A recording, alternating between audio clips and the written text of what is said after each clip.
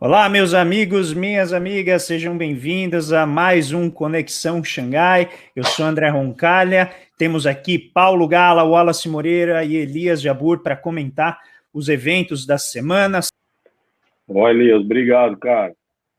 Nós estávamos juntos muito tempo lá, principalmente na construção do teleférico, lá no Complexo Alemão. Eu penso que tem coisas muito importantes e que a gente tem que começar a refletir. Eu tenho falado isso, que assim, foi um momento muito bom aquele, né, de inclusão e tem impactos naquilo. Gente na universidade, mercado de trabalho, acesso a bens e consumos. Eu só fiquei preocupado depois que é o melhor, é o Brasil do Lula, era o Brasil do sonho do pobre. Isso vai ficar na memória, principalmente dos pobres do Nordeste, que chegou energia, geladeira, chegou carro, estrada, chegou o capitalismo, o desenvolvimento, né, a carteira assinada, o dinheiro. Porque antes era feudalismo, o cara vivia num lugar que não tinha nem nome de rua, era lama, mato, o cara vivia na situação feudal, pô. Então tinha lá um dono de uma propriedade, de uma roça, tinha lá 100 trabalhadores trabalhando lá dentro. Não, o cara tinha a desculpa te interromper. Dele.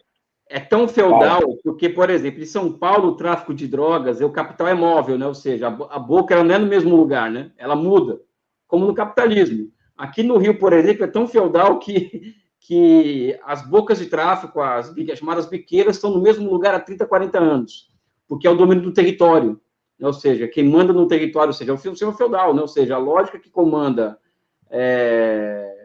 a dinâmica territorial no subúrbio do Rio, ela é claramente feudal, né? Ou seja, o capitalismo ainda não chegou aqui ainda direito, né? Eu falo isso que eu moro no Vila Isabel, não é tão subúrbio assim, mas também tem muito desse feudalismo, né? No máximo capital comercial, né?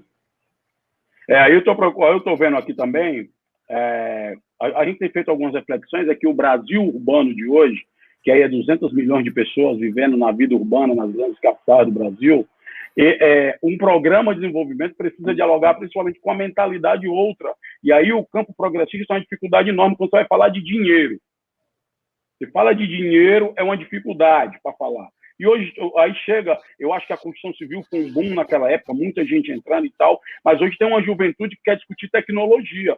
Eu estou discutindo com uma empresa que quer botar 5G dentro da favela, as antenas já estão sendo montadas, o cara vai fazer um curso de montar placa eólica com energia solar, aí entra a questão ambiental, questão de economia, modelo de energia limpa, ou seja, há uma outra plataforma sendo discutida, que é um Brasil que emerge daquele Brasil bom de dinheiro do Lula, que eu acho que a própria esquerda não está entendendo hoje. E volta com o discurso do Bolsa Família de 2003. É uma outra favela, é um outro ambiente urbano, são outras demandas, outras exigências, um padrão, é outro patamar de exigência, do ponto de vista do que vai ser uma agenda pública de desenvolvimento. Aí você pensa, Minha Casa Minha Vida, foi um programa de habitação? Foi, mas na verdade foi um programa mais de geração de emprego, porque as casas foram feitas sem programação, tu bota o cara lá na caixa prego, sem transporte, fica mais longe, qualidade de vida uma merda, os caras vendem, alugam o lugar, porque não tem como morar, vai voltar lá para a favela, perto do grande centro, porque as cidades, principalmente nas capitais aqui do Nordeste, que eu acompanho e transito muito, é aquela orla marítima e toda a cidade brigando para chegar lá. Então você não tem desenvolvimento num bairro. Aqui tem um bairro, cara, que tem... Eu estava olhando agora, a Secretaria de Meio Ambiente lançou o monitoramento do desenvolvimento econômico da cidade. E por lá dá para ver quantos alvará de funcionamento de pequenas empresas foram abertas. Aí eu vejo saúde humana, que é dentista, saúde, exame, essas clínicas populares. Estão tudo na aldeota, no centro da cidade, na Praia de Iracema. Aí tu vai para um bairro tipo Bom Jardim, Siqueira, que são 150, 200 mil pessoas, não tem uma para dizer, uma para remédio. Então você não tem como pensar um desenvolvimento para a cidade se você está centralizando tudo num lugar só. O Minha Casa Minha Vida, o que está virando? A grande discussão nossa com a Caixa Econômica na época era: vamos botar negócio para desenvolver dentro desses lugares. As pessoas não têm que sair de lá, para lá ser um lugar onde tem dinheiro, para o cara viver bem lá, para construir a agenda cultural, gastronômica, a estrutura de transporte, de lazer, de saúde, das escolas ali de tempo integral, para ali ser um lugar massa para morar, e não todo mundo tem que viver refém de servir e trabalhar nos bairros nobres. E aí ficou essa coisa, né? Não, mas porque aí vem essa coisa do empreendedorismo que queimou, que nublou muito, porque na favela a gente se vira antes de existir esse empreendedorismo, cara. Existiam os custos de empreendedorismo, a gente já se vira faz tempo. Se virar é a vida do favelado. O cara vem falar de dificuldade para nós, isso é uma das coisas por isso que a igreja cresce, Elias. O cara vem falar de dificuldade para nós somos PhD em desgraça, pós-doutorado em tragédia, pô. O cara vem falar de novidade para nós com dificuldade, fala de coisa nova, de outra agenda positiva. Aí você traz só o inferno para mim. Aí chega um cara, eu tô aqui fudido, tomando uma cachaça cheia do mel, desempregado, dificuldade, mulher me largou. Aí chega o cara para mim todo arrumado, todo bonito, perfumado e fala, porra, você é tudo para Jesus, Deus tem um plano na sua vida, eu vou me embora com esse cara. Então, as pessoas têm que entender que para disputar o imaginário da sociedade é agenda concreta. Se você não tem uma agenda concreta para disputar o imaginário da sociedade, o povo não vai. E não adianta ficar dizendo que o povo é fascista, que o povo é isso, porque isso não, o povo não sabe nem o que diabo é isso, mano. O cara foi capturado porque ele tinha um sonho da economia melhorar, de dar um jeito na violência urbana, e o cara estava puto com o mundo político. Aí veio um cabo e conseguiu pegar todo esse discurso e transformar isso num dividendo, num enredo, e deu certo. Só que é o seguinte, hoje o caba não tem um pau para dar numa beba de dinheiro, o caba não tem um tostão para comprar revólver, o caba está sem comida, desempregado, e tu imagina o nível de frustração e de transtorno psicológico. Então, ou a gente começa a pensar um projeto de país a partir dessa orfandade política e de agenda de desenvolvimento de país, ou nós vamos ficar discutindo qual será o próximo candidato. E eu acho que agora a gente vier a forçar a barra e inverter, porque se o candidato vai querer a nossa preferência, a nossa simpatia, vai ter que servir aos nossos interesses, e não o contrário, cara. Eu acho que a gente está num momento de viver isso. O povo está puto com corrupção, infelizmente o campo progressista se perdeu falando de fila de supermercado e vaga de idosos, um discurso moral rebaixado, podendo discutir como é que as corporações corromperam o sistema político, o sistema jurídico, como é que se apropria dos fundos públicos. Isso politizava o debate, porque cabe entender o que é que tem que ver o sei de que as commodities com o preço do petróleo que vai interferir no gás de cozinha lá na panela da Dona Maria. E aí você politiza no nível de compreensão das pessoas. Mas o cara fica com um discurso aqui nas estrelas, como se fosse o modelo da Europa, assim, aquele mundo, né, na Escandinávia, social-democracia bem desenvolvida. Aqui é Brasil pós-feudal, meu chapa. Então você tem que ter a materialidade na agenda, ou tu vai ficar conversando besteira. O cara, não, mas tem que ser a revolução, não sei o que. Gente, 8 milhões de pessoas não sabem nem ler. O cara não vai conseguir ler a primeira linha do Manifesto Comunista. 10 milhões não tem o que comer, cara. 10 milhões não tem o que comer, Elias. É a fome, eu passei fome, irmão. Não é um sentimento legal. Você mobiliza instintos muito ruins em você. Por isso nós estamos alertando as pessoas que a fome é o elemento inflamável que faltava na crise brasileira, que junto à crise econômica, a crise social, a crise sanitária, agora vem a fome. A fome é tipo apagar fogo com gasolina. As pessoas não estão se ligando nisso. A favela deu maior equilíbrio, deu maior lição de equilíbrio emocional nessa pandemia, meus amigos. Porque você não viu o saque quebra-quebra e a situação já era precária, porque prometeram na reforma trabalhista 1 milhão e tanto de emprego, não veio nenhum. Prometeram que ia estar tudo seguro, ia estar legal, o arma e tal, o bonde, o pau está comendo, é morte, homicídio lá em cima. Negaram, até onde puderam, a vacina, as máscaras, tudo. Aquele debate também, sem vergonha, de economia e vida. A gente não tem nem economia e está aí mais de 300 mil mortos. Então é outra desgraça. E você ainda continua, e o Brasil tem uma tragédia, porque é um país eleitoral. Sai de uma eleição, ano seguinte já é um ano pré-eleitoral. Então está todo mundo o tempo inteiro nessa masturbação da urna e sem gozo nenhum para o povo. Então o povo começou a ver, pô, esses caras estão discutindo só o interesse deles. Então o cara começa também a ligar o foda-se, apertar o foda-se e deixar tudo para isso. É muito ruim, porque a gente perde a perspectiva da política como uma coisa sadia, boa, e não como coisa de política ou coisa de bandido. A gente perde a perspectiva. E aí é a minha preocupação que nós estamos dizendo isso. O favelado está no jogo da opressão aqui, sofrendo e passando perrengue, e ele pensa assim, ó, porra, lá no final tem uma luz, eu vou virar o jogo. O que está acontecendo no Brasil é que estão tirando isso, essa coisa de teto de gasto. Os cabos manter o teto estão quebrar o piso, que é o povo. O povo é o piso, pô. O povo que mantém esse negócio andando. Tá os serviços essenciais, Elias. Nós estamos discutindo. Eu vi agora uma lista de médicos que está em home office recebendo vacina. Irmão, se é um momento de guerra, de vida ou morte, como é que os trabalhadores são essenciais para manter o país andando, não tem nem direito a isolamento social e nada, e não são essenciais para serem vacinados, cara. O cara que está catando lixo, a menina que está no supermercado, o cara que está servindo posto de gasolina, pegando ônibus, metrô e trem, esse povo não é essencial. É essencial para servir, para carregar o país nas costas e para morrer quando não tiver mais vaga de saúde. A outra parte da favela, ela está já há muito tempo isolada socialmente direito. Não é a pandemia que criou a desigualdade. A desigualdade é um grande guarda-roupazão. A pandemia é só mais uma pecinha de roupa lá dentro, né, cara? Então, hoje a gente tem a clareza de onde está o Brasil, em que tempo está, e o tanto que ele avançou do ponto de vista de entendimento e ambições para pensar um projeto de nação. Ou isso aqui vai ser uma verdadeira ilha de mágoas, de revolta, de desigualdade, cercada de racismo por todos os lados. Aí nós estamos lascados. Paulo, você quer colocar alguma coisa? Você ainda não falou? Microfone. Eu te entendo, Paulo. Eu também ainda estou sob os efeitos da fala do Preto Zezé.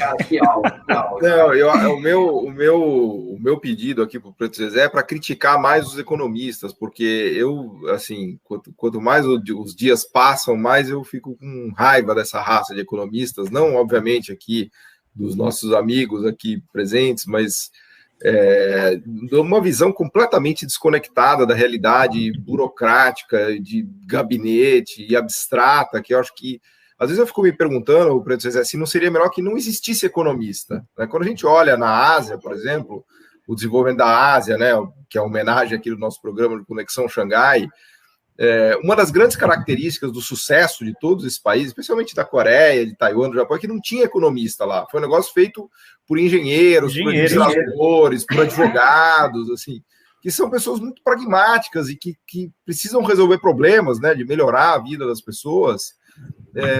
E foi assim que a coisa andou, né?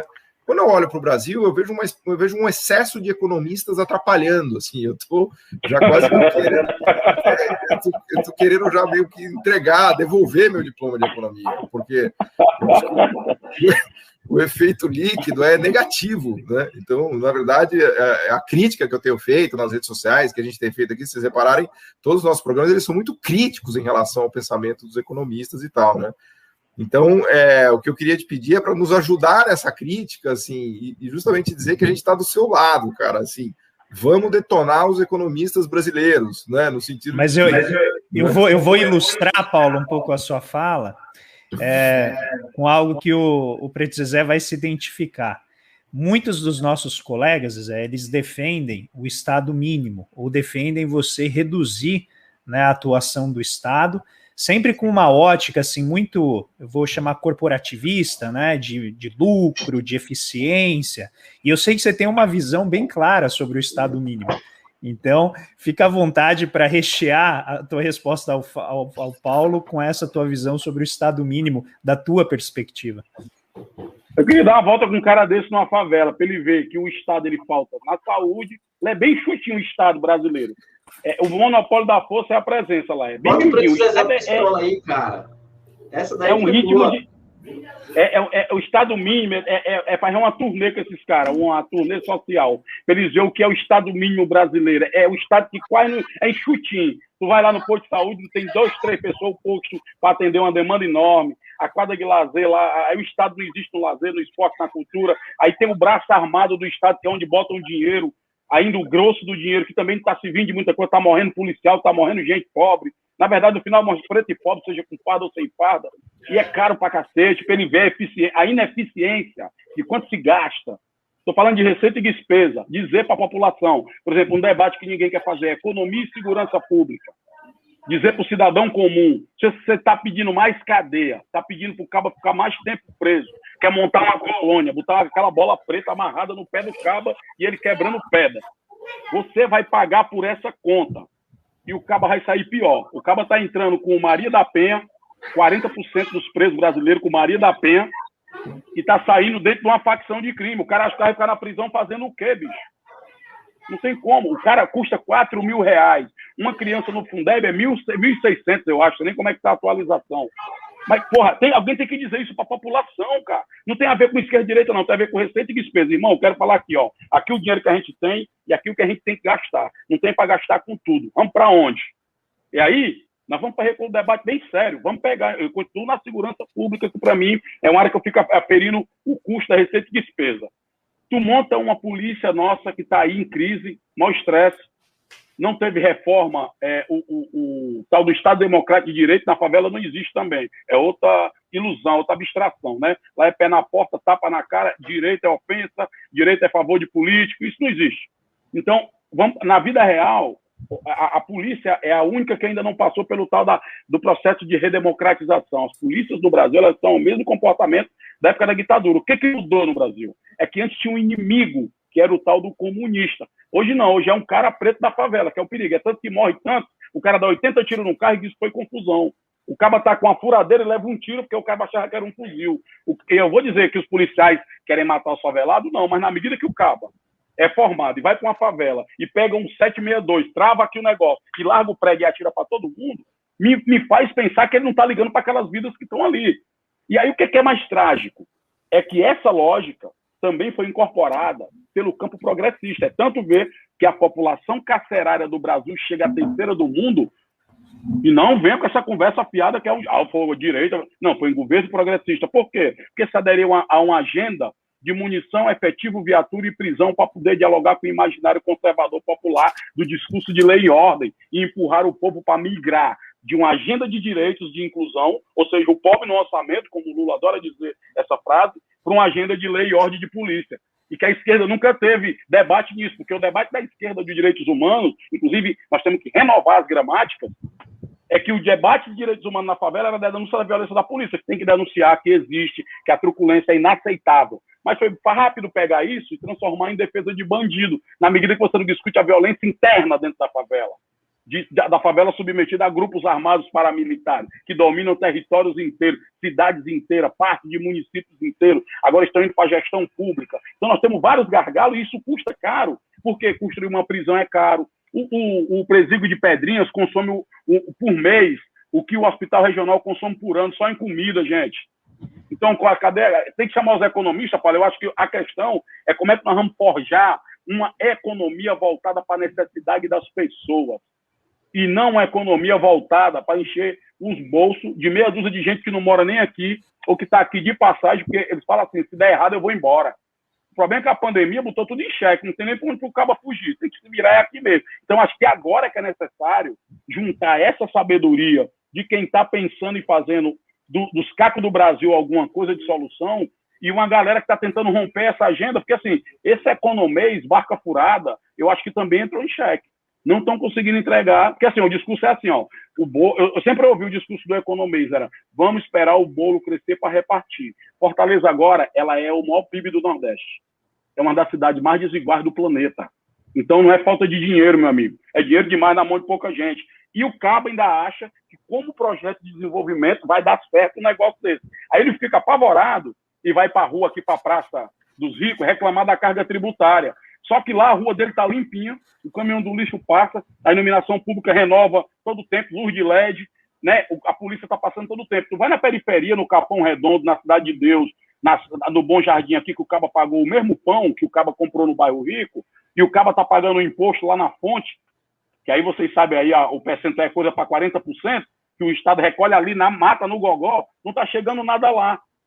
Isso gera um ódio à estrutura de Estado, que a extrema-direita também pega para botar o discurso sem vergonha do Estado mínimo. O pobre nem vê, está dando um tiro na própria cabeça. Aí tu bota o discurso, macho, eu vejo nas lives. A gente vai falar assim, a palavra elite. Aí tem um caba que comprou um Jeep Renegade de 72 prestações e acha que é com ele. Ele não consegue entender. Assim, é sério, bicho. O Brasil virou um negócio... Sério? É um transtorno mental, é um estado de transtorno mental permanente que nós temos que encontrar pontos para chamar o cabo e dizer assim, meu irmão, te acalma, respira, vem cá, calma, não precisa, vem cá, devagar. Como aqui, ó, não tem. Por exemplo, eu estou vendo muita evangélica agora pedindo comida. E as pessoas xingando os evangélicos. Gente, evangélico sabe que o boleto não faz isolamento social, que as contas não serão arrebatadas, que Deus não vai levar a conta. Sabe que o capitalismo bate na porta dele para cobrar, recolher os impostos, as contas todo dia, todo mês chega a conta fixa. Essas pessoas estão sensíveis a nós debatermos. Por exemplo, que diabo é a reforma tributária que nós vamos fazer? Que controle político nós vamos ter sobre as políticas públicas. Mas, por exemplo, da CUP, a gente optou por muito tempo não participar de conselhos. Por quê? Os conselhos eram só de conhecidos, de amigos muito simpáticos, e quando chegava no texto para discutir o dinheiro, aí não, mas é porque o governo, os limites e tal, e a gente acabou saindo para não gerar tensão, gerar estresse e desgaste.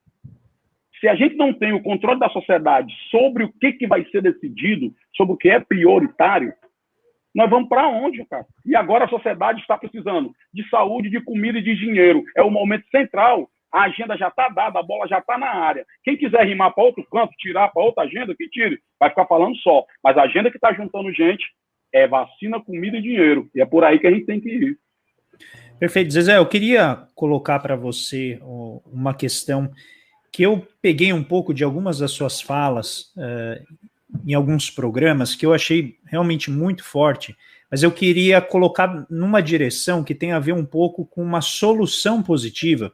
Eu acho que a CUFA ilustra isso muito bem, que é pautar a agenda numa direção que ela seja sustentável no sentido de ter vida de longo prazo, né, de reconstruir as bases sociais, de canalizar aquela energia social que está nas favelas, está nas comunidades, para a construção de uma solução que seja efetiva, ou seja, não ficar apenas no discurso e também não apenas ser aquela abstração de aguardar a revolução. Isso você fala muito claramente, né, nas suas intervenções.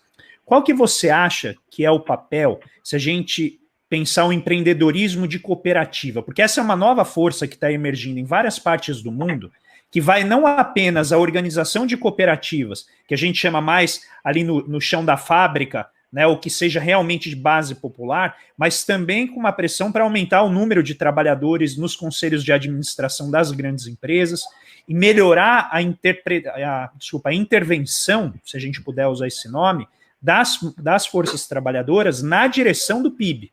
Ou seja, como que a gente vai governar a produção, como que a gente vai governar a riqueza e distribuí-la. Você coloca de uma maneira muito forte, que eu gostei, você diz assim, ó, durante 380 anos, né, o brasileiro não pôde tirar o fruto do seu trabalho e consumir a riqueza que ele produz. Então a gente tem que trabalhar para conseguir fazer o trabalhador, né, acessar a riqueza que ele produz de uma maneira. Você vê na autogestão, nas cooperativas, uma forma viável de mobilizar essa energia social, que você chama de inflamável, né, que a elite econômica e as elites políticas, oligarquias, ainda não entenderam que não se deve mexer com esse potão aí de combustível inflamável que são, né, as forças populares. Isso é importante, viu, André? Eu acho que por que eu falo do dinheiro? Eu falo do dinheiro pelo dinheiro.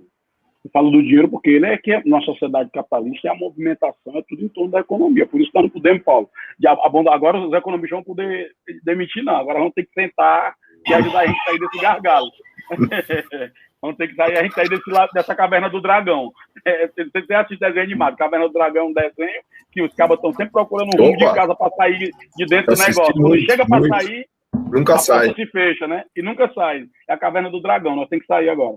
Eu acho que, assim, tudo que a gente puder construir, André, de mobilização coletiva neste momento em torno desses eixos que tem a ver com o cotidiano da vida das pessoas, é super importante para poder trazer ele com uma cultura de valores coletivos, sair dessa agenda louca, translocada de lei e ordem para voltar para uma agenda de inclusão social e tendo o mote do enfrentamento da desigualdade. Eu acho que isso é uma agenda. Isso dialoga com o cara da empresa, o cara da micro e pequena empresa, isso dialoga com o trabalhador que quer arrumar um dinheiro, com a mãe da favela, que são mais de 47% das lideranças desses lugares, que estão querendo uma grana para desenrolar, para poder ter um tempo livre, cuidar dos meninos que estão em casa agora com as escolas fechadas, ela deixa o dinheiro ali no comércio do lugar. Então, tudo que você for discutir através disso, você promove. Quando eu vejo muitas vezes, eu lembro que eu pegava vários debates, o pessoal criticando, não, mas o problema dos governos da esquerda é que o Lula só criou consumidor e não militante. Gente, um presidente, né, não é um centro de acadêmico, não é um movimento popular para criar militante, não, negado.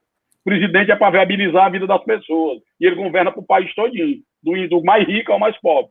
Aí a negada veio com essa conversa fiada para justificar a ausência na base, o trabalho de base, a ausência do trabalho de base. Porque se pegou muito na luta institucional e achando que a vida resume tudo a eleição. Isso é uma desgraça do Brasil. Vive tudo, é a síndrome da urna. É uma masturbação eleitoral sem gozo de vitória nenhuma. E aí você esquece de organizar a sociedade. É impressionante.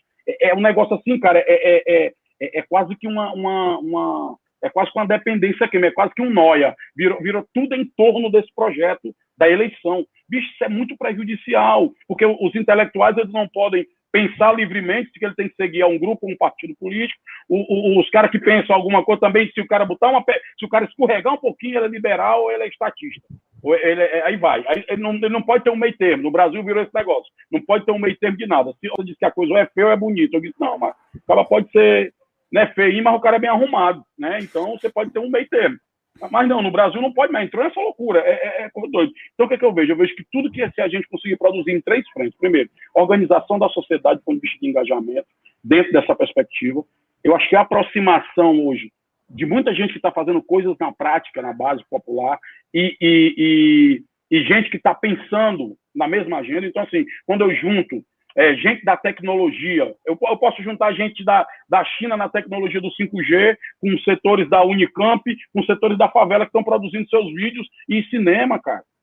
e abrir uma frente desse mercado. A China está comprando o cinema tudinho, a turma nem está dando conta.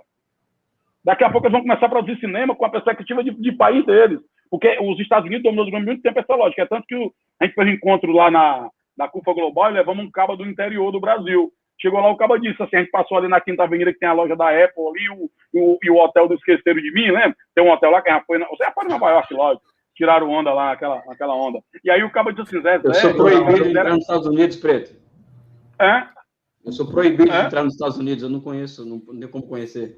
Eu nunca fui. Mesmo, ele é proibido. Ele não é pessoa bem-vinda, andou bem xingando o Trump. É bem feito pra tu mesmo. Aí o que aconteceu? Porra, a dominação cultural dos caras é tão foda que o cara falou assim pra mim, o moleque, ó, porra, Preto Zezé, os caras fizeram um hotel igual do filme. Eu falei, não, porra, o filme foi gravado aqui, cara. Você vê a dominação, né? Você vê na favela hoje, sabe onde é que a China tá tomando de conta? Para vocês que gostam aqui do Xangai, da China? No Free Fire, cara. Videogame. A China, os moleques jogam... E por que estão jogando? Porque pega num celular qualquer um, não é pesado, é fácil de jogar. E nós fizemos um jogo de Free Fire, se vocês têm ideia. Nós fizemos Free Fire das favelas. A taça das favelas Free Fire. Um moleque, inclusive, foi contratado agora para a Liga Brasileira. Um moleque lá do interior de uma favela lá do Paraná. Nós fizemos um campeonato só num jogo. Tinha 240 mil moleques conectados, né, cara, da torcida. Como é que eu vou discutir, mobilizar a juventude sem o Free Fire? Como é que eu vou conseguir construir coletividade com essa negada, sendo que escuta a internet, a questão cultural, a produção, e não é pelo dinheiro, eles não estão ali, eu quero ganhar tanto. É tanto que tem moleque que não quer ir ser caixa de supermercado, quer ganhar dinheiro fazendo comentando o jogo do Free Fire, do Minecraft. Então, assim, tem tantas indústrias, outras, que estão ali de bola e ninguém consegue configurar, transformar no mercado, organizar, qualificar, vir gente pensar, desenvolver e botar dinheiro. Essa perspectiva não. O cara olha para lá e pensa assim, não, botar um curso de bombeiro hidráulico. Nada contra. Minha mãe foi doméstica a vida toda, meu pai pintou, que Deus o tenha, me fez ser quem eu sou. Mas eu não quero isso, cara. Não vou querer isso pro meu filho. Meu filho não vai querer ser isso. Ou então o cara... É igual quando a gente fala o interior do Brasil. O cara imagina um moleque tipo Chico Bento, com chapéu de palha, com um negocinho no dente e uma enxada. Aí chega lá, o cara tá querendo tênis Nike, tá querendo botar o vídeo dele no YouTube, e isso é um cara que vende milhões para dominar o mundo todo. E o cara tá dançando... Olha como é a loucura da globalização. O moleque tem um grupo de break no interior do Brasil. Ele baixa na lan house da quebrada dele os vídeos dos moleques dançando na Alemanha, na China, que são os caras que dançam mais. Aí ele monta a coreografia dele e ganha o campeonato do Brasil. Hoje tem um sendo professor na Alemanha, lá em Zurique, e o outro sendo professor lá no Canadá, de dança, de break, saindo de uma favela do interior do Brasil, sem um tostão de dinheiro público. Esse cara não tem motivo nenhum para gostar da política, que não serviu nada para a vida dele, para gostar do Estado, que talvez até tenha atrapalhado o cabo. Então, assim, nós temos que repensar um projeto para o Brasil. Quando eu vejo que está trazendo um monte de agendas de fora, eu digo, negada. Nosso desafio é qual é a receita para sair dessa caverna do dragão brasileira. Precisa inteligência. Inteligência a gente tem, né, Gabi? Não é possível. Nós temos inteligência, cara. Muita inteligência. Como é que nós criamos uma planta? Como é que nós criamos uma agenda brasileira para o Brasil? Chega de ficar, influência de fora, é legal todo mundo, tal, mas como é que pensa o Brasil a partir do Brasil? Não é possível que a gente não tenha essa agenda, cara. Eu não consigo acreditar nisso, cara. Se a CUFA, que não é ninguém, conseguiu levar comida do extremo sul do Rio Grande do Sul até as tribos indígenas, que a gente montou balsa para ir por dentro d'água, lá nas tribos indígenas, entregamos chip, gás, comida, lá nas tribos indígenas do Acre, como é que nós vamos desenvolver uma plataforma para desenvolver o país? Eu não consigo aceitar isso, entende, André? Eu não consigo aceitar que nós não consigamos desenvolver uma saída brasileira para o Brasil, cara. Posso fazer uma pergunta? Eu queria... eu só queria registrar como que o Wallace ele fica calminho, né? Cara, é que assim, eu tô no estágio aqui do espírito, cara, ouvindo o que o Zezé falar em outro nível, porque, tipo, eu tô lembrando muito da entrevista do Emicida, cara, no Roda Viva, porque o Preto Zezé vai no âmago da alma, sabe, das problemáticas materiais concretas, está fugindo do abstrato de economista, né, do mercado da Faria Lima, que fica achando e defendendo e discutindo ajuste fiscal e pra puta que o pariu com os discursos dele, entendeu? Com modelagemzinha que torna constante várias coisas para chegar no resultado, entende? E a gente tá falando de um mundo real, cara, de pessoas que vivem esse mundo real, que refletem esse mundo real. que entendem esse mundo real e está propondo, está fazendo proposta, que está trabalhando nisso. É óbvio que a gente não concorda com tudo, que temos nossas divergências, mas reconhecemos no trabalho do Preto Zezé, entendeu? A grande relevância de conhecer o concreto, de conhecer a realidade. É diferente de muita gente que fica na academia, né, discutindo no mundo abstrato, que nunca teve contato com esse mundo real. Quando o Preto Zezé fala de interior, eu sou do interior de 50 mil habitantes, cara. Entendeu? Eu conheço muito a questão da pobreza do Nordeste, do sertão nordestino. Eu sei o que é. Eu nunca passei isso. Eu sou de uma classe média. Mas eu vi isso. As pessoas, por exemplo, na seca, venderam o seu frango bem abaixo do preço para sobreviver, cara. E aí as pessoas, por exemplo, quando eu morei em São Paulo, morei por um bom tempo em São Paulo, as pessoas não entendem por que aquela pessoa ali, né, ela tem uma gratidão muito grande ao presidente Lula, por exemplo, por causa do Bolsa Família, por causa do Minha Casa Minha Vida, por causa do Energia para Todos, por causa do programa de cisterna. As pessoas não entendem, cara, essa realidade. É isso que o Preto Zezé está falando. A gente faz as críticas aos governos do PT, aos governos do PSDB, ao governo Bolsonaro, dentro de uma perspectiva acadêmica de projeto, mas que não chega a essa realidade dessas pessoas. Né? As pessoas não estão nesse nível de abstração de que a gente faz o debate. E o Preto Zezé está trazendo para a gente aqui elementos do concreto, do mundo real, cara. Entende? Por exemplo, era esse ponto que eu queria trazer, Preto, que você tocou, cara, e eu queria muito que você falasse um pouco, porque o Minha Casa Minha Vida, né, ele traz para o debate uma questão de um déficit habitacional brutal no Brasil. Nós temos um problema, porque, cara, eu lembro de um filme que o cara era cego, e para mim isso é emblemático, e ele volta a enxergar. E aí ele vê uma pessoa na rua, né? E a pessoa passa e não se sensibiliza, e ele fala assim, o que é aquilo ali? Aí a pessoa, que é uma pessoa que não tem casa, está morando na rua. Aí ele fala, e vocês passam e não se sensibilizam? Não, é natural. Aí ele fala, ó, se for para enxergar e ser assim, eu prefiro ficar cego. Porque a gente se tornou, cara, a gente passou a ser pessoas insensíveis com a realidade social, com a problemática. Isso foi se naturalizando. E o programa Minha Casa Minha Vida, ele trouxe para o debate a questão de um problema grave no Brasil, que é um problema habitacional. Grave. E aí o Preto Zezé está trazendo uma crítica que eu acho muito importante. Porque eu li algumas coisas sobre esse programa, não sou especialista em habitação, mas eu li algumas questões, porque para muitos é o que o Preto Zezé falou. É um programa de habitação que gerou emprego, que dinamizou a atividade econômica, mas colocou as pessoas lá no fundo da cidade, muito distante da cidade. E tem um elemento, para dizer, que eu queria que você discutisse sobre essa questão do distanciamento da cidade, ou seja, é um programa que tinha a finalidade de incluir e acabou excluindo, pela localização da habitação. E uma das críticas que eu li muito sobre Minha Casa Minha Vida, e com todos os méritos que a gente também tem que reconhecer, que gerou emprego e tal, mas tem uma problemática enquanto problema de habitação, que é a crítica que se faz que muitas vezes esse programa ele foi coordenado, direcionado pelas construtoras e pela Caixa Econômica, não ouvindo as bases, não ouvindo os especialistas de política de habitação. E isso acabou excluindo, como você está colocando. Eu queria que você explorasse mais um pouco isso, porque, veja, é um elemento fundamental para se pensar a política de habitação no país. É inconcebível o número de pessoas que moram nas ruas, cara. É inconcebível, isso não é aceitável. Isso não é aceitável, e isso tem aumentado muito. Com a crise, com o desemprego, as pessoas não têm como pagar aluguel. Uma boa parte da população do Brasil mora de aluguel. E elas estão desempregadas, sem condições de pagar aluguel, morando nas ruas. E isso não é natural, cara. Isso não Zezé, é normal. Esse foi o Wallace Pistola. Eu queria começar falando do papel dos jornalistas no Brasil. Né? Eles cumprem um papel de destruição das instituições. Já põe a vinheta do Wallace Pistola. Então, isso é o que me deixa mais puto da vida, irritado. É esse papel que essas pessoas que vivem dentro de um complexo de vira-lata, e aí, quando falam de Estado do ataque, ele começa a ficar um pouco irritado e perder a razão das coisas.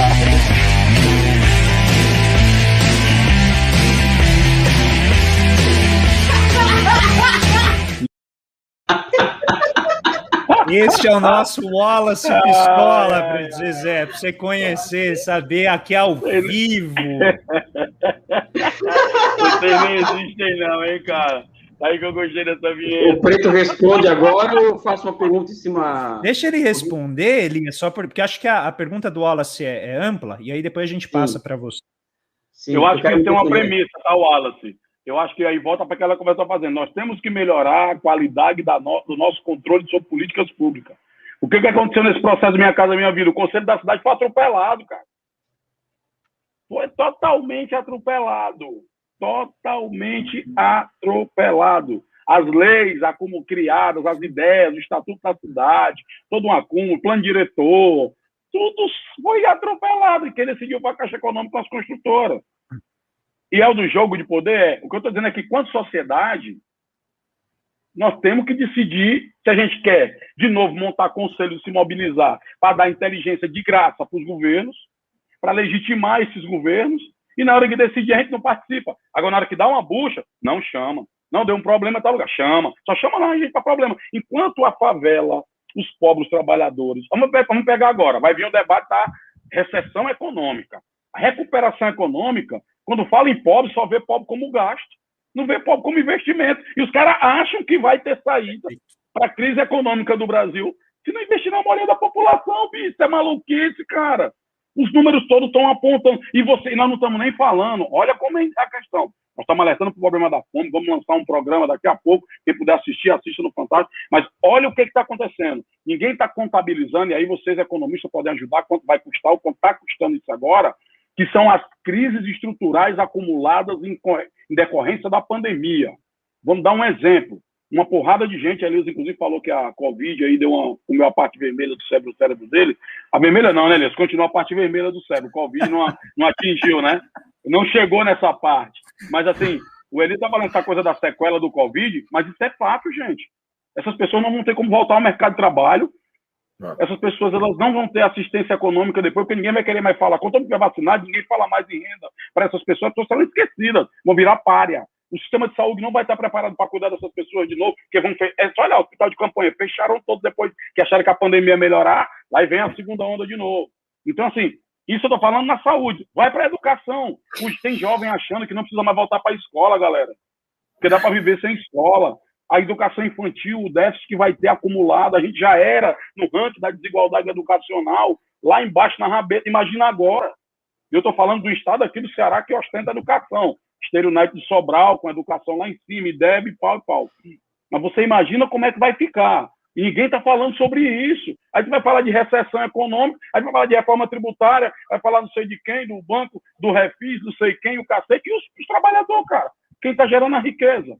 O capital organiza a produção, organiza, mas quem gera riqueza é o trabalhador. Se a gente não tiver um mínimo de uma pactuação desse negócio aqui, vai virar uma porradaria sem fim, vai virar briga de rua, cara.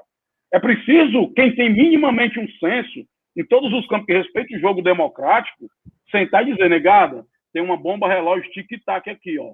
Quanto mais dia passa, vai ficando menos tempo e a bomba vai já explodir. Só quando explodir, negada, quando uma explosão, não tem um que se blinde e outro que não se blinde. É o que eu estou falando da fome. Tem gente se suicidando. Na internet agora cresce um movimento que não tinha antes da pandemia, que eu estou vendo agora, que eu monitoro muito rede social e tal, que é de pessoas, aquele cara que tinha um açaí, o cara que vendia um salgado, tinha uma lanchonete. Esse cara tá vendendo tudo dentro de casa para trocar por comida, cara. Ele não era um cara miserável, ele não era mais um cara lascado, da época não era aquele povo que estava abaixo da linha de pobreza, mas ele hoje está indo para esse lugar. Ele hoje está indo para esse lugar e sem perspectiva de melhora nenhuma. Não tem ninguém acenando para esse cara. Não tem ninguém dizendo, meu irmão, tá aqui, ó. Tá aqui, vamos lhe ajudar aqui. Quanta agenda política, entendeu? Tem um ato ou outro do governador. Aqui no meu estado, o governador liberou gás, anistiou conta, tá dando dinheiro para cima, para baixo, aumentando cartão infância. Mas, assim, isso não é um programa de país que está dizendo. Não é como o Biden. O Biden está pegando não sei quantos trilhões, joga no bolso do povo, joga na mão das pequenas empresas, salva o povo aí. A agenda do Biden... Qual é a agenda do Biden, do capital, da maior economia do mundo? É botar dinheiro na mão dos pobres e fazer o Estado pagar a conta para segurar a onda, cara. Eles estão vendo os Estados Unidos, estão com a crise lá na garganta. E no Brasil, a gente já está brincando de teto de gasto. Brincadeira isso aí, cara. Aí é sacanagem com o povo. Depois não entende porque o povo está puto com tudo e vira um estresse. Eu não acredito. Acredito que eu estou te falando. Note isso. Eu não acredito que os pais de família que seguraram a onda do ano passado todinho, se abandonarem e não verem perspectiva, vão ficar olhando seus filhos chorarem com fome a noite todinha diante de prateleiras lotadas de comida. Só que tem o seguinte, quando eles partirem para cima dessas prateleiras, eles vão partir para cima de todo mundo. E aí é o caos generalizado. Eu nem gosto de falar nisso, nem quero que isso aconteça. Estou lutando para que minimamente a gente mobilize setores da sociedade para acenar e dizer assim, ó, aqui tem um lado, que a gente está se colaborando, somando, deixando essa diferença de lado e botando uma agenda de quem mais precisa para ajudar agora. É agora, negado. Não tem jeito. Gente falando em 2022, qual candidatura, a frente ampla, negada. Nós temos que sobreviver a 2021. Se não passar esse mar vermelho, vai sacogar todo mundo. Preto, deixa eu fazer uma colocação. Primeiro que eu tenho, assim, plena concordância com o que você fala, e quando eu falei que ia me defender, eu quero dizer o seguinte, o que os economistas... eu vou falar uma coisa muito séria, que o Paulo, o Wallace e o André concordam, né? O que os economistas progressistas discutem sobre o Brasil hoje? A grande contradição do Brasil, uma delas, né? Mas a que mais chama atenção é a falta de entrada do Brasil nas chamadas cadeias globais de valor, ou seja, o Brasil não tem 5G, o Brasil não tem complexidade econômica e tal, é um fato, né? Eu tenho dito já há muito tempo, eu voltei a dizer hoje, e também no meu Twitter recentemente, que o problema do Brasil hoje é como você coloca 20 milhões de pessoas, né, como você dá emprego formal para 20 milhões de pessoas. Eu acho que esse é o primeiro ponto, que todo mundo do nosso campo político tinha que ter acordo em relação a isso. 5G, cadeias globais de valor, isso é outra história. Mas o problema hoje é colocar 20 milhões de pessoas com carteira assinada para poder levar comida para casa. Acho que esse é o primeiro ponto. O segundo ponto, eu dou aula em uma universidade que ela é a pioneira nas cotas raciais, né, e sociais, que é a Universidade do Estado do Rio de Janeiro.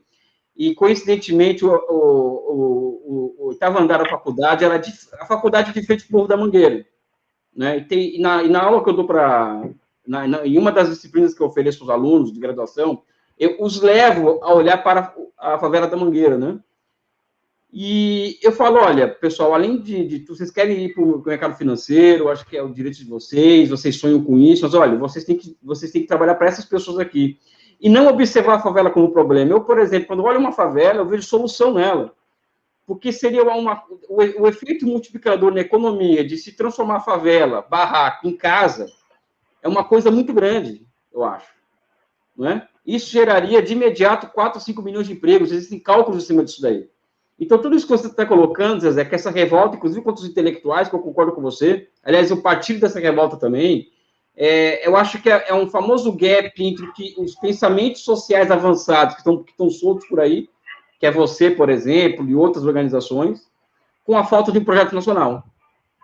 Ou seja, a grande questão é que falta, eu acho, ou seja, olhar a favela como solução, urbanização de favela, mostrar para as pessoas que você tem que ser economista do desenvolvimento, para tirar essas pessoas dessa situação e colocar em outro patamar.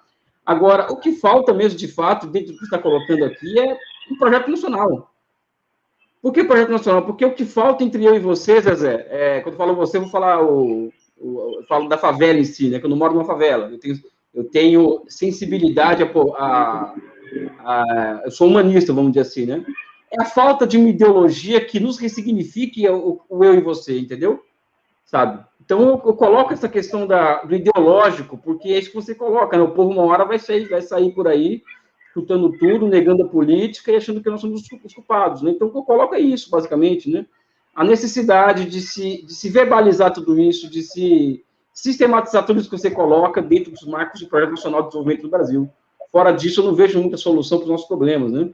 Eu acho que a ideologia do nacional e do popular é o que faz falta, e é a liga que falta para nos juntar enquanto seres humanos, né? Eu estou emocionado, tá? Eu sempre me emociono quando falo do Brasil, né? E, mais uma vez, eu não consegui escapar a ela, né? Obrigado por você existir, Zé. Obrigado, cara. Você assistiu o filme do Pelé já? Não. Não? Assiste o documentário do Pelé. Ali tem várias pistas, porque são muitas coisas parecidas com o momento de agora, mas tem uma coisa no Pelé que é muito forte, que eu acho que é a construção da afetividade do imaginário.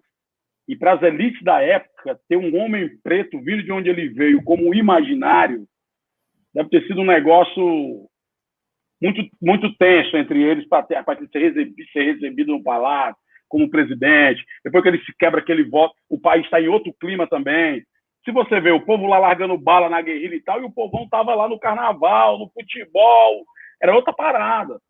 Então, assim, ali naquele documentário eu vi umas coisas interessantes, cara, do ponto de vista... Porque, assim, o Brasil, nós temos que fazer todo o tempo uma terapia de autoconhecimento. O Brasil, ele se negou o tempo inteiro a aceitar o que ele é. Né? Ele aceita os pretos ali no futebol, deixa eles virem aqui na música, me divertir, a comida é legal, mas economia só quem tem é nós aqui, ó. Aqui do asfalto, aqui, a gente aqui, ó, é a tropa da economia. É tanto que eu vou para algum debate, cara, não, esse cara quer falar de favela e de economia, eu falei, tira a favela, vê se sobra economia, meu amigo. Tira a favela agora, vê se sobra alguma coisa. Todo esse papo de...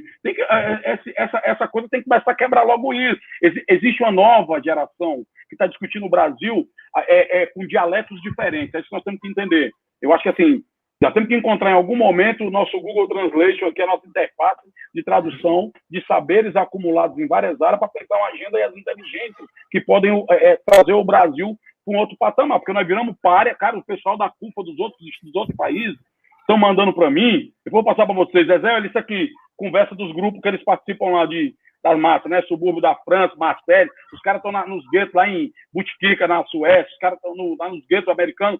O povo está olhando o Brasil como um povo que ninguém quer, é leproso, não quer se juntar. Na época da lepra, lembra? Não, tu não quer aproximar. O Brasil está virando isso, cara. E as pessoas não estão entendendo como é que o Brasil saiu do Obama dizendo que o presidente era o cara e o mundo todo querendo se isolar da gente.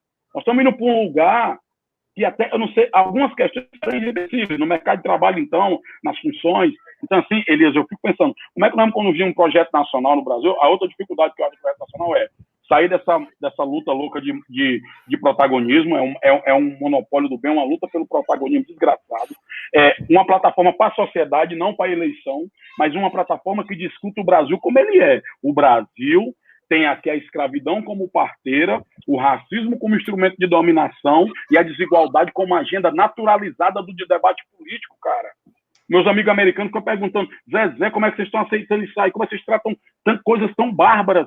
Como 45 mil jovens negros morreram, um jovem negro morreu em 3 minutos, como uma coisa de número, e você... Porque se aqui nos Estados Unidos toca fogo em tudo. Eu tenho que explicar para os caras como é que é o Brasil, a violência construída, que não é assim, que até hoje o Código de Processo Penal tem a lei de vadiagem baseada que os negros não tivessem a plaquinha, ia preso, que hoje o cara preto, que nem eu, que não sou mais que não vivo mais as agruras da favela, mas eu frequento o lance dos brancos. Toda hora o cara acha que eu sou o motorista, o empregado, o cara que está dirigindo. Nunca vou ser uma pessoa integrada na sociedade dita de classe, como dizia o Florestan Fernandes, o negro na sociedade de classe, mesmo eu tendo superado a questão econômica, mas o racismo não deixa, porque o racismo ele é estruturante do modelo econômico, jurídico, político e econômico do Brasil, cara. Então, um projeto nacional, e eu não vejo ninguém discutindo, eu não estou aqui falando do racismo, negócio de preto contra branco, ou um assunto só de preto.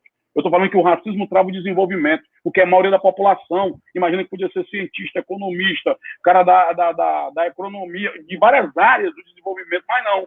Essa população aqui é pensada para servir, e esse é o imaginário brasileiro, que na medida que eu chego num hotel, porra, com 2 funcionários meus que é branco, sueco, que o André Roncalha aí é negão na frente dos caras, e o cara olha para mim e fala, ó, o senhor põe o carro deles ali, eu tenho que aplicar um constrangimento pedagógico no cara e dizer, ó, não vamos ficar nesse hotel aqui mais não, e o cara se assusta, por quê?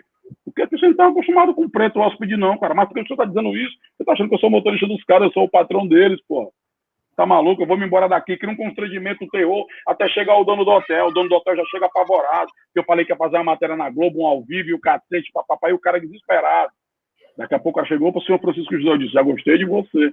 Senta aqui, vamos conversar. Não, eu queria pedir desculpa para o senhor e tal. Eu disse, desculpa não, aconteceu racismo aqui. Nós temos 2 alternativas. Eu vou para a delegacia e vou estragar a imagem do seu hotel com rede social, com movimento de Diaba 4, ou você vai produzir aqui uma política de alteração da lógica. Quando eu chegar aqui, eu quero ver uns pretos igual a mim.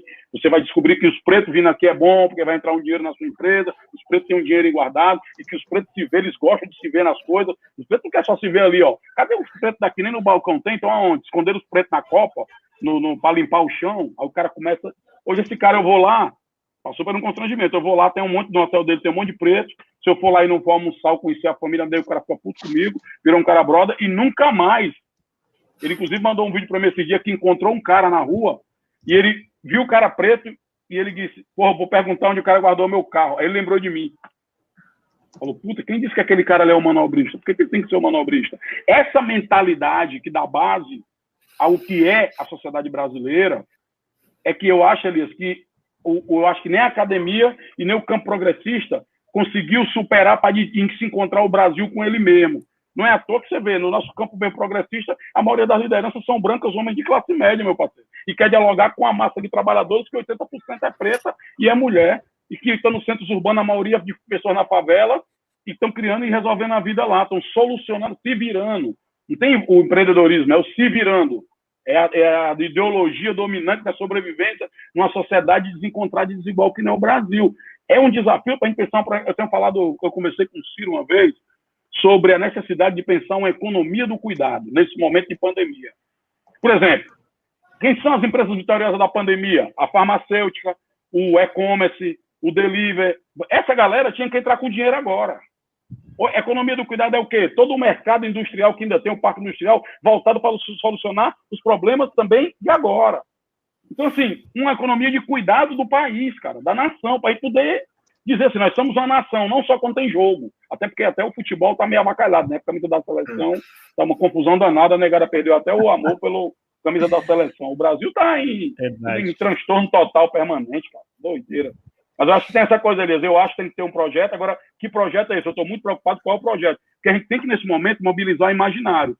Se não mobilizar o imaginário, se o imaginário for em torno só de eleição e de um salvador da pátria, nós vamos levar ferro de novo e depois vamos ficar botando culpa nos outros. Ô Zezé, eu queria saber o que você pretende fazer até às 6 da manhã. Você tem compromisso? Porque a minha impressão é que a gente raspou só a superfície aqui, Zezé. Então, mas eu já vou encaminhando para o final. Eu acho que parte 2, pô. Deixa pra parte eu acho você vai ter que voltar, porque você só deu a aula 1 do curso, Zezé. Você tem que voltar para dar o restante do curso aqui para gente. Eu vou te dizer que cada vez que eu via um vídeo seu, e eu vi vídeos inclusive antigos, que parecia a defesa da sua tese de doutorado, você falando do hip hop, né? E aí de repente eu vi, né, que você não foi, né, laureado no banco de escola da universidade e tal, e quando eu terminei aquilo, eu falei, uau, mas não é a defesa de tese dele, né, tamanha propriedade. Em cada vídeo que eu terminava, eu jogava um livro de economia fora, né, porque eu falava, não me serviu, só me atrapalhou, porque eu acho que você traz uma mensagem que ela é muito sólida, eu acho que você ficaria impressionado com como o que você fala é suportado por uma série de teorias econômicas que a gente estuda, mas que a gente não consegue ter a clareza de quem vive a necessidade assim tão frontalmente no dia a dia,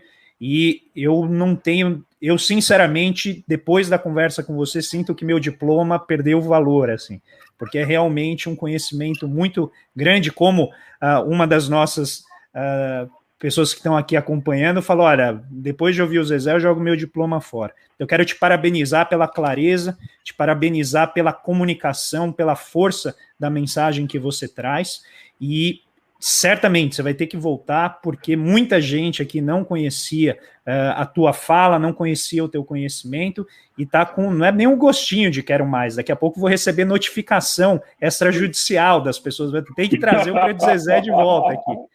Mas, como nós terminamos o nosso programa sempre em alto estilo, né? Eu convidei o Preto Zezé para fazer uma participação especial aqui no Conexão Xangai. Como a gente já está bastante avançado, a gente já está com quase 2 horas de live, eu vou deixar hoje a gente sem considerações finais, porque eu acho que o Preto Zezé resolveu isso para a gente, né? Então eu vou convidar agora todos vocês para a gente fazer aquele momento especial, e eu prometi também para o Preto Zezé uma vinheta, né? Então agora a gente vai ter a vinheta do momento lírico, em que a gente vai aqui estender o tapete vermelho para essa figura fantástica que veio aqui dar aula para a gente hoje, e certamente, Zezé, acho que muita gente vai sair daqui com uma visão muito diferente da que entrou.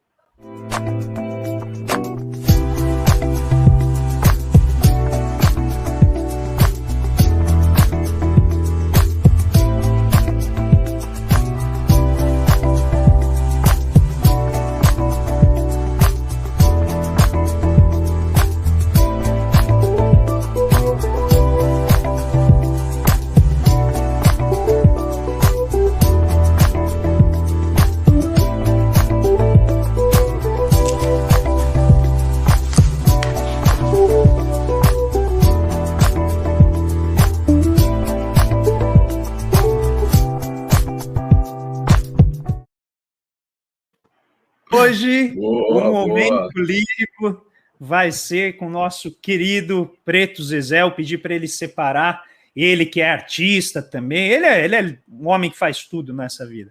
Então, eu fiquei muito impressionado com a poesia que você recitou, que eu sei que é uma música, é um hip hop, que é o outro lado da farda, né? E a partir daquele momento eu falei, eu preciso convidar então o Preto Zezé para fazer, né, o momento lírico. Tá contigo a palavra.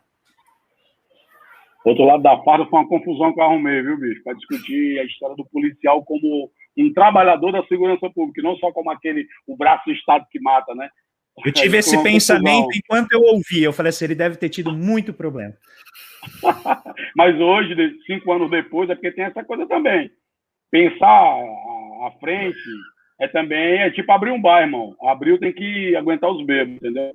Então, também o processo. O bom é chegar hoje e ver muita gente concordando e saber que aquela música abriu espaço para conversar com os policiais, principalmente, que estão na ponta. Para mim, o trabalho real, quem está na ponta, na prática, é importante para caramba. E a galera que quer mudar. Então, criar um ambiente de possibilidades e diálogo. Isso é bom para caramba. Estamos precisando. Tem que criar umas arenas menos hostil, cara. Tem que desostilizar o debate entre pensamentos diferentes, que é aí que a gente cresce. Mas eu estou sendo colunista do jornal aqui, Diário do Nordeste, e eu queria trazer... eu fiquei muito debate sobre prioridades, quem era prioritário para vacinar, e aí eu coloquei um artigo lá, eu pergunto, né? Eu afirmo, essenciais para servir, prioritários para vacinar. Publicitário do asfalto sugeriu álcool em gel e propôs fique em casa. Muita gente na favela sequer tem sabão e água. Isolamento social só o racismo consegue. De onde eu vim, somos isolados de direitos básicos. Na TV, vidas são apenas números, e a vida segue. Se eu estou com medo, demais. Mas nunca foi de sairmos da rua. Entre as várias formas de sobreviver e morrer, infelizmente, no Brasil desigual, a pandemia é só mais uma. Humanos invisíveis ao orçamento, quando se fala em retomar a economia. Preto, pobre, favelado é sempre gasto. Nunca potência nem é visto como investimento. Dona Fátima me contou que uma amiga morreu sem vaga no UTI em casa. Deixou filhos e histórias, mas uma vida cancelada. Enquanto a insanidade de rebanho faz balada escondida na madrugada. E nosso filme diário de horror, de dor, de desamor. Nessa vida sem eira nem beira, a vida da merendeira é tão prioritária quanto a do professor? O ambulante, o camelô, o povo do ônibus, do trem, do metrô, são essenciais para o funcionamento da nação. Essenciais para servir, sim. Prioritários para vacinar, não. Gente decente que é essencial para servir, mas é exposta ao risco sem garantia. Espremida entre o risco do vírus e a desigualdade do dia a dia. A bomba relógio faz tic-tac. A paciência fica pouco e a voz rouca. Emergencial é para ontem, não em câmera lenta, uma merreca, em conta-gotas. Colaboração e união para sairmos desse labirinto. Favelas deu lição de equilíbrio até aqui. Mas filhos chorando de fome desespera qualquer cidadão. Melhor dividir a riqueza das oportunidades do que entrarmos todos em convulsão. É isso. Preto Zezé, fantástico. Eu vou precisar de uns 5 dias para assimilar tudo que você trouxe aqui para a gente. Eu agradeço demais, agradeço muito ao Paulo, ao Wallace, ao Elias, que abrilhantaram, enriqueceram demais, assim, porque poder conversar com vocês, Zezé, tirar e explorar a tua inteligência, a sua sabedoria, não é para qualquer um. É muito difícil, a gente precisou de 4 pessoas aqui para raspar a superfície, então a gente agradece demais, né, o seu conhecimento, a gente te agradece demais pelo seu trabalho. Para a gente é muito importante que você ganhe cada vez mais projeção, que as pessoas te conheçam cada vez mais, mas não só o Preto Zezé, mas tudo aquilo e toda a comunidade com quem você trabalha, todas as pessoas, né, que batalham diariamente lá na CUFA e em várias outras organizações sociais. Você representa uma seiva de um movimento coletivo, social, que muitas vezes as pessoas acham que já se perdeu, que essa energia se dissipou e a gente está vendo que não. E como você muito bem colocou, a pandemia apenas democratizou a tragédia que antes ficava presa ali, né, nas comunidades, que a elite econômica, as pessoas não conseguiam enxergar, e de repente isso foi escancarado, e agora todo mundo está vendo um pedacinho, né, sequer na elite econômica, do que é essa tragédia coletiva, que sempre foi a realidade de muitas pessoas aqui no Brasil. Então fica o meu grande abraço para você, o convite já de pronto para você retornar, né, numa outra ocasião. Um grande abraço para todo mundo que nos acompanhou aqui nesse domingo de Páscoa. Fiquem muito bem, uma boa semana para vocês. Elias, Wallace, Paulo, Preto Zezé, Grande abraço, até a próxima.